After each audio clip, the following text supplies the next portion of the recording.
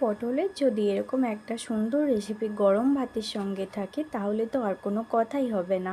ছোট বড় সকলেই চেটেপুটে খেয়ে নেবে। রাধে রাধে বন্ধুরা, সবাই কেমন আছো? আশা করি ভালো আছো। আমি সুপর্ণার ভেজ কিচেনে তোমাদেরকে দারুণ স্বাদের একটা নিরামিষ রেসিপি নিয়ে স্বাগত জানাচ্ছি। চলো বেশি কথা না বলে রেসিপিটা শুরু করা যাক। এর জন্য আমি 500 গ্রাম পটল নিয়ে নিয়েছি। পটলগুলো ভালো করে খোসা ছাড়িয়ে ধুয়ে নিয়েছি।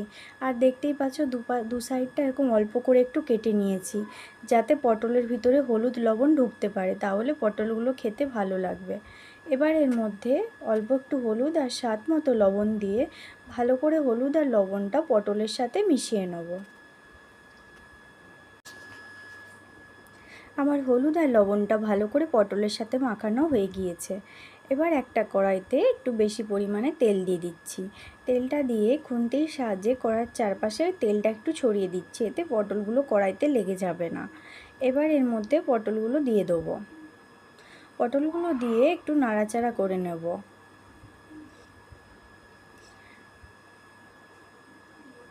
পটলগুলো এক সাইড ভাজা হতে থাক, এপাশে পটলের সবজিতে দেওয়ার জন্য একটা মশলা বানিয়ে নেব।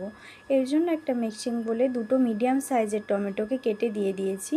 আর এর মধ্যে এক টুকরো আদা, ঝালের জন্য 5-6টা কাঁচা লঙ্কা দিচ্ছি। ঝালটা তোমরা তোমাদের পছন্দ অনুযায়ী কম বেশি করে নিতে পারো। আর এর মধ্যে 6-7টা কাজু বাদাম দিয়েছি। অল্প একটু জল দিয়ে এটা ভালো একটা স্মুথ পেস্ট বানিয়ে নিয়েছি। পটলগুলো এক সাইডটা ভাজা হয়ে গিয়েছে, এবার এগুলোকে উল্টে দেবো। পটলগুলো ভালো করে 6-7 মিনিট সময় ধরে ভালো করে লাল করে ভেজে নিয়েছি। পটলগুলোকে প্লেটের মধ্যে তুলে নেব।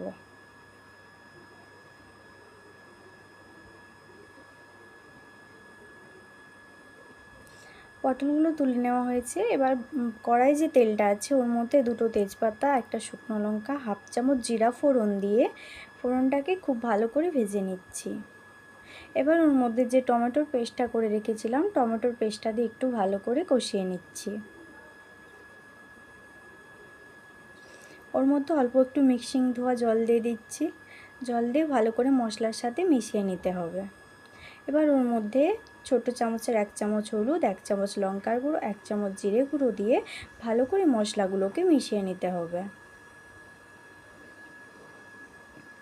ওর মধ্যে হাফ চামচ কাশ্মীরি লঙ্কার গুঁড়ো অ্যাড করছি কালারের জন্য, তবে তোমরা চাইলে দিতেও পারো আবার নাও দিতে পারো। কাশ্মীরি লঙ্কাটা দিয়েও মশলার সাহায্যে ভালো করে মিশিয়ে নিতে হবে।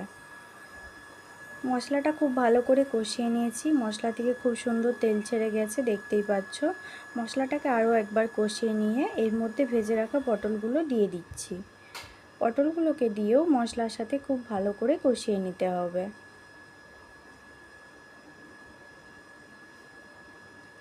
এবার এর মধ্যে অল্প একটু জল দিয়ে দিচ্ছি আর স্বাদ মতো লবণ দিয়ে মশলা জলের সাথে পটলটাকে খুব ভালো করে মিশিয়ে নিতে হবে। পটলটাকে 5-6 মিনিট ধরে খুব ভালো করে রান্না করে নিয়েছি। রান্নাটা হয়েই এসেছে, তবে নামানোর আগে যেহেতু এটা নিরামিষ রান্না তাই অল্প একটু চিনি আর গরম মশলা দিয়ে পটলের সাথে ভালো করে মিশিয়ে নিতে হবে।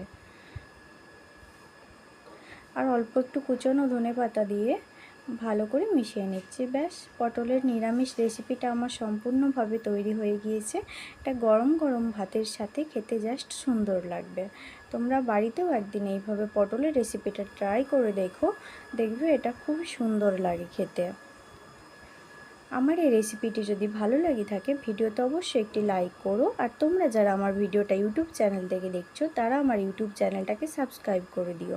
আর যারা আমার ভিডিওটা ফেসবুক পেজ থেকে দেখছো তারা আমার ফেসবুক পেজটাকে ফলো করে দিও, এরকম নতুন নতুন রান্নার রেসিপি পাওয়ার জন্য।